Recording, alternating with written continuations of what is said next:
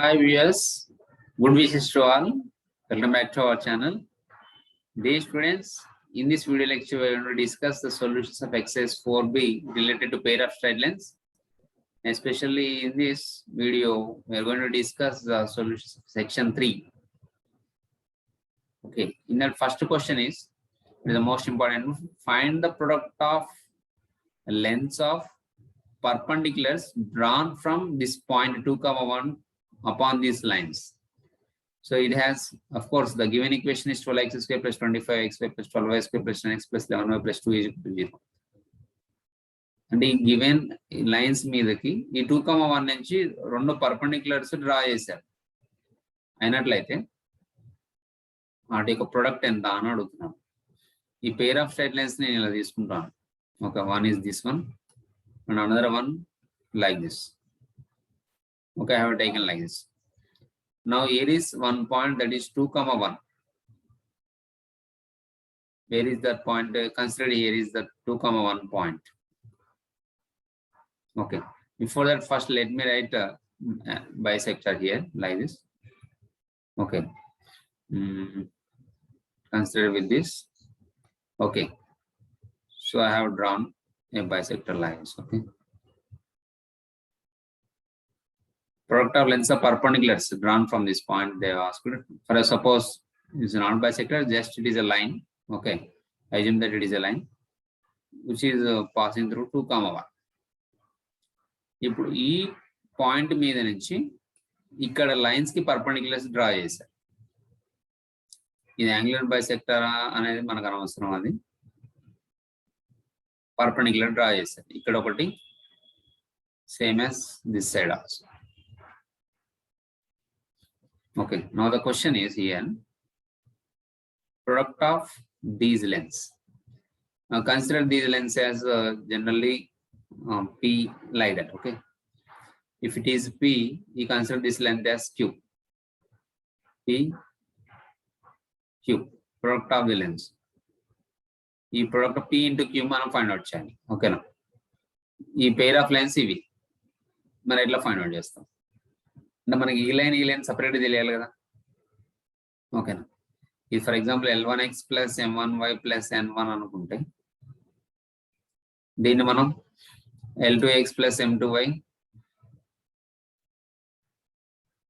Plus N2 is equal to 0 అనుకుంటే అప్పుడు మనం ఫైండ్ అవుట్ చేయొచ్చు. ఫార్ములా ఏంటి? పర్పెండిక్యులర్ డిస్టెన్స్ ఫార్ములా ఏంటి? So here perpendicular distance formula is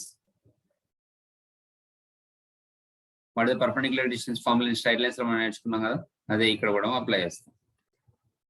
ఒకవేళ పాయింట్ అనేది ఆల్ఫా బీటా అనుకున్నట్లయితే ఓకే, అప్పుడు L1 alpha plus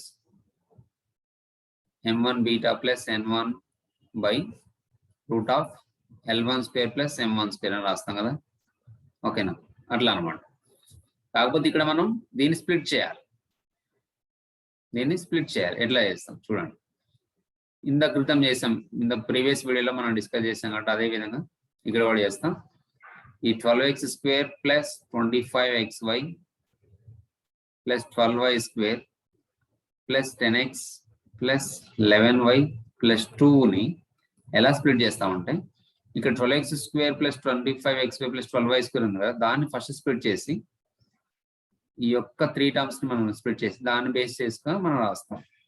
so rough work మనం ఎగ్జామినేషన్ హాల్లో కూడా rough right hand side, rough అంటే రఫ్ కాదు, ఇది మెయిన్ సొల్యూషన్ లో పార్టే, కానీ నేను అడ్జసెంట్ సైడ్ రాస్తున్నా. సిన్స్ అన్న పాయింట్ అనమాట, రఫ్ అంటే ఇది since. So 12x square plus 25xyని ప్లస్ 12y స్క్వేర్ని ఇలా స్ప్లిట్ చేస్తున్నాం. మనకి 12 ఎంత 144 కదా, బై ప్రొడక్ట్ 144 రావాలి, బై సమ్ 25 రావాలి. క్లియర్లీ 69 చేయడం మనకు తెలిసింది, దాని గురించి పెద్దగా డిస్కస్ చేయాల్సింది థింక్ చేయాల్సిన అవసరం కూడా మనకు లేదు.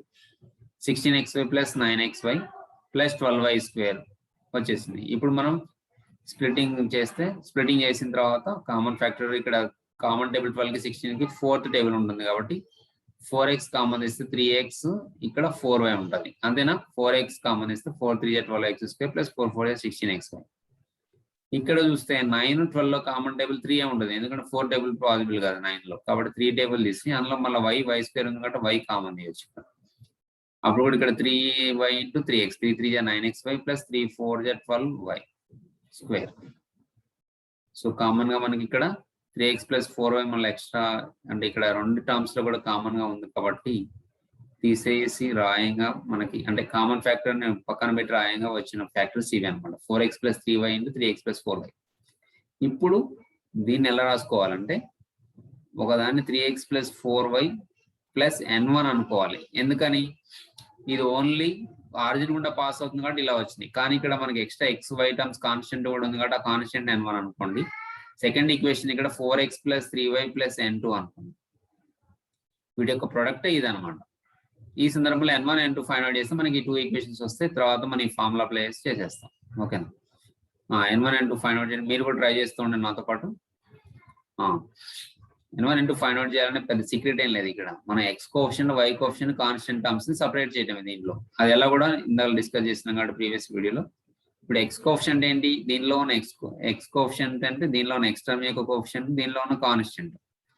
అది ఏమొస్తుంది రాసినట్లయితే నేను ఇక్కడ రఫ్ ఇక్కడ రాసుకుంటున్నాం మళ్ళీ ఒకసారి 3x plus 4y plus n1 into 4x plus 3y plus n2 product చేస్తున్నాం. ఇంతవరకు ఒక పార్ట్ ఇది సిన్స్ అనమాట. దీని ప్రకారం ఇలా రాసామండి. ఇప్పుడు దీనిలో ఉన్న ఎక్స్ టర్మ్, దీనిలో ఉన్న కాన్స్టెంట్, దీనిలో ఉన్న కాన్స్టెంట్, దీనిలో ఉన్న ఎక్స్ టర్మ్ చేస్తే మనకి ఏమొస్తుంది 3 into n2 3n2 plus n1 into 4 4n1 is equal to ఇక్కడ ఎక్స్ కోఎఫిషియంట్ ఎంత ఉంది దీన్ని మనం ఎస్ అనుకున్నట్లయితే సో ఎస్ ఈజ్ ఈక్వల్ ఇది కాబట్టి దీనిలో ఉన్న ఎక్స్ కోఎఫిషియంట్ ఎంత 10. ఇది 10కి ఈక్వల్. నెక్స్ట్ ఎక్స్ కోఎఫిషియంట్ తో మన పని అయిపోయింది. వై కోఎఫిషియంట్ చూద్దాం. అంటే ఇక్కడ వై టర్మ్ ని దీనిలో ఉన్న కాన్స్టెంట్ ని ఓకే ఇక్కడ కాన్స్టెంట్ ని దీనిలో ఉన్న వై కోఎఫిషియంట్ ని మల్టిప్లై చేయాలి. 4 into n2 plus n1 into 3n1 is equal y coefficient ఇక్కడ ఎంత 11 ఈజ్ ఈక్వల్ 11. మరి కాన్స్టెంట్ టర్మ్ ఎంత ఉందండి? That is nothing but n1 into n2. n1 into n2 చేస్తే మనకు వచ్చేది constant. n1 into n2 is equal to దీనిలో constant ఎంత 2. మనం చేయాల్సింది ఏంటంటే ఈ రెండు ఈక్వేషన్స్ మనం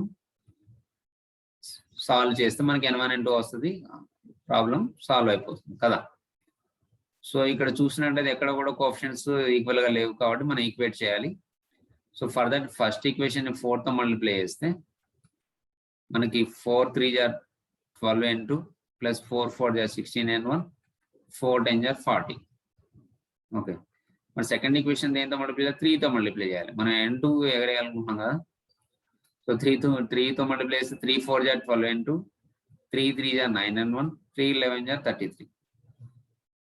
ఆబ్వియస్లీ ఇక్కడ డిఫరెన్స్ అనేది మనకు తెలుస్తుంది. అంటే సబ్ట్రాక్షన్ చేయాలనేది మనకి క్లియర్గా అర్థమవుతుంది. Minus minus minus cancel. 16 minus 9 7n1 40 minus 33 ఇది minus 7. So from here n1 is equal to 1. ఇక్కడ నుంచి n1 మనం ఏం రాయొచ్చు 1 అని రాయొచ్చు కదా. n1 is equal to 1. So in the same way we have to find n2. So we know that n1 n2 value 2 అని తెలుసు కాబట్టి ఇక్కడ మనకి n1 ఎంత వచ్చింది 1 వచ్చింది కాబట్టి n2 క్లియర్ గా 2 అవుతుంది. n1 is equal to 1. So n2 is equal to 2. So ఆ ఈక్వేషన్స్ ఏమవుతాయి therefore so given equation is the combined equation of given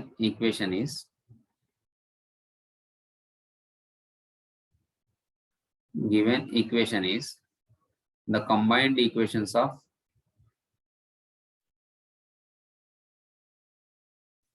ఏమేంటి అవి ఒకటేమో 3x plus 4y plus n1 అంటే 1 అంటే 3x plus 4y plus n1 3x plus 4y plus n1 value 1 వచ్చింది. And another one is 3x plus 4x plus 3y plus n2 అంతే కదా. n2 value ఎంత వచ్చింది నాకు 2 వచ్చింది. So 4x plus 3y plus 2 ఈ రెండింటి యొక్క కాంబినేషన్ అనమాట. సో ఇప్పుడు మనం p అనేది ఏంటి ఏదో ఒకటి మనం ఇట్లా అనుకున్నట్లయితే ఓకేనా మళ్ళీ ఒకసారి నేను ఫిగర్ డ్రా చేస్తే ఇక్కడ ఓకే ఇక్కడ వచ్చేసి ఒక లైన్ ఇది ఓకేనా, ఇంకొకటి ఇది అనుకున్నట్లయితే ఈ రెండింటి గుండా ఒక లైన్ పాస్ అవుతుంది అనుకుంటే ఇట్లా అంటే జస్ట్ 2,1 గుండా పాస్ అవుతుంది మనం ఊహించి మనం ఇక్కడ రాసుకున్నట్లయితే ఇది 2,1 అయితే ఒక లైన్ 3x + 4y + 1 = 0 అని ఇటు అనుకుందాం. Another line is 4x + 3y + 2 = 0 అనుకుందాం. ఇప్పుడు దీని మీద డ్రా చేసిన పర్పెండిక్యులర్ మనం ఫైండ్ అవుట్ చేయాలి. Length of the perpendicular drawn from 2,1 to this line. So if we consider it as P, so P is equal to formula ఏంటి, perpendicular distance formula మనం already రాసుకున్నాం. మళ్ళీ ఒకసారి రాసుకున్నది mod ax1 + by1 + c upon √a² + b², అంతే కదా. So అదే విధంగా ఇక్కడ P is equal ఏమవుతున్నప్పుడు, so P is equal to mod 3 × 2 + 4 × 1 + c అంటే ఇక్కడ 1 by ఇది 1 √3² + 4². ఓకే, సింప్లిఫై చేస్తే ఎంత వస్తుందండి, 3 × 2 = 6, 6 + 4 = 1 4, 6 + 4 10, 10 + 1 11, 11 by 3² + 4² ఎంత వస్తుంది, 3² + 4² 25 కదా, 3² + 4² 25, 25 √5, సో 11/5 యూనిట్స్. మరి క్యూ ఫైండ్ అవుట్ చేయాలి. ఇక్కడ నుంచి ఈ పాయింట్కి ఇది పర్పెండిక్యులర్ డిస్టెన్స్ ఫైండ్ అవుట్ చేయాలి కదా. Length of the perpendicular draw చేసినట్లయితే ఇది క్యూ, దీని క్యూ అనుకున్నట్లయితే so Q is equal to it is length of perpendicular drawn from 2,1 to 4x + 3y + 2 = 0. అప్పుడు ఏమవుతుందండి ఫార్ములా సబ్స్టిట్యూట్ చేయండి. q = mod 4 × పాయింట్ ఇదే కాబట్టి xy బదులు 2,1 సబ్స్టిట్యూట్ చేస్తాం respectively by √4² + 3². Coefficients whole square రాసుకోవాలి కదా. సింప్లిఫై చేస్తే 4 × 2 = 8 + 3 × 1 = 3 + 2 upon √25. ఇప్పుడు ఎంత వస్తుందండి, 8 + 2 11, 10, 10 + 3 13/5 యూనిట్స్. మనల్ని కనుక్కోమన్నది ప్రొడక్ట్ కదా, therefore their product is equal to P × Q. ఎంత వస్తుందండి, P × Q, P వాల్యూ ఎంత 11/5 × Q వాల్యూ 13/5. సో కింద అయితే 25 5 = 25 వస్తుంది, 11 13 11 3 = 33, 11 1 = 11 + 3 14, so 143/25 units. Okay, this is the product of the length of the products. Units అనేది ఇక్కడ మనం మెన్షన్ చేయాల్సిన అవసరం లేదు. సో ఆన్సర్ 143/25 అని రాస్తే సరిపోతుంది. సో ఈ విధంగా మనం ఫైండ్ అవుట్ చేస్తాం. అయితే మై డియర్ స్టూడెంట్స్, ఈ ప్రాబ్లంలోకి వచ్చేసరికి మనకి ఇది ఎగ్జామ్ పాయింట్ ఆఫ్ వ్యూ ఇలా చేయాలి. మనకి ఇక్కడ ఒక షార్ట్ కట్ కూడా ఉంది, అది కూడా నేను మీతో డిస్కస్ చేస్తాను. ఇక్కడ అదేంటంటే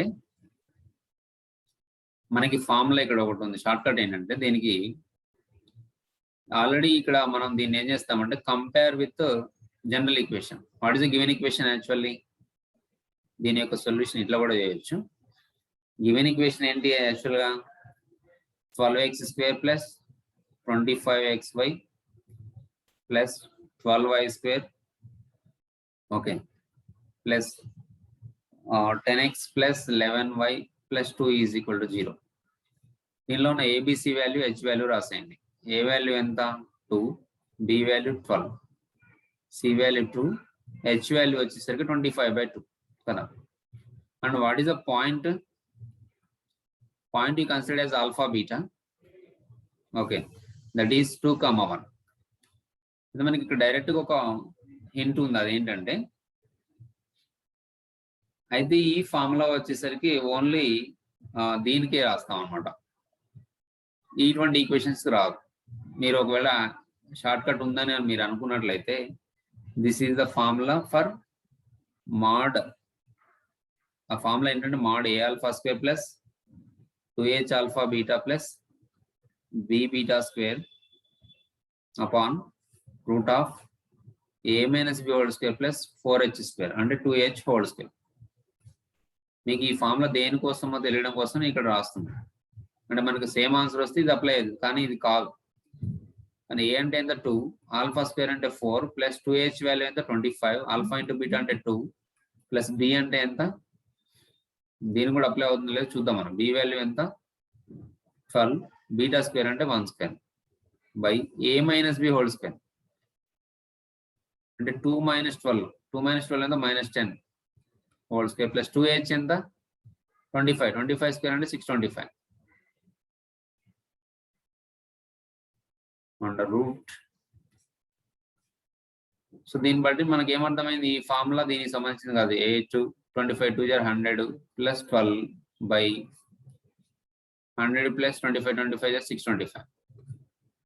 కాబట్టి ఈ ఫార్ములా ఉందని మీరు అనుకున్నట్లయితే ఇది only ax square plus 2hxy plus by square form లో ఉన్న వాటికే పర్పెండిక్యులర్ డిస్టెన్స్ ఫైండ్ అవుట్ చేసానికి మనం యూజ్ చేస్తాం.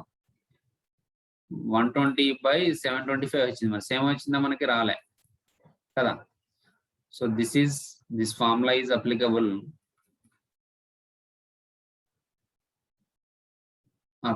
ఓన్లీ దిస్ ఫార్ములా అంటే ఇది applicable for only the equation should be in the form ax square plus 2hxy plus by square is equal to 0 కి మాత్రమే ఇది అప్లికబుల్ అవుతుంది. ఓకేనా.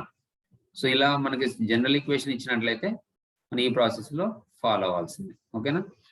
So thank you everyone for your active participation. Thank you for watching. Keep watch our channel for more videos.